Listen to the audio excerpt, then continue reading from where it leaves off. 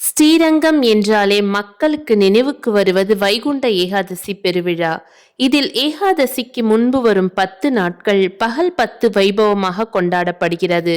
நம்பெருமாள் இந்த 10 நாட்களும் ராஜ அலங்காரத்தோடு அர்ஜுன மண்டபத்தில் வீற்றிருப்பார். பட்டாடை, மலர் அலங்காரம், ஆபரணங்கள் என பிரமாதப்படும். அதிலும் குறிப்பாக அவருக்கு அணிவிக்கப்படும் ஆபரணங்கள் மிகவும் புராதனமானவை. அவற்றின் பெயர் கூட நிறைய பேருக்கு தெரியாது. இன்று பகல் 10 5வது நாள். நம்பெருமாள் மான்துளிர் நிற பட்டு தரித்து சௌரி கொண்டை அணிந்து அதில் கலிங்கத்திராய், நெற்றிச்சரம், சூரிய சந்திர வில்லை சாற்றி, காதுகளில் மகர கர்ண பத்திரம், மக்களை காத்து அருள் புரிய கைகளில் ரத்ன அபய ஹஸ்தம், தொங்கல் பதக்கம், ரத்ன கடிஹஸ்தம் இடது திருக்கையில், திருமார்பில் ஆபரணங்களுக்கே ஆபரணமாக திகழும் ஸ்ரீரங்க விமான பதக்கம்.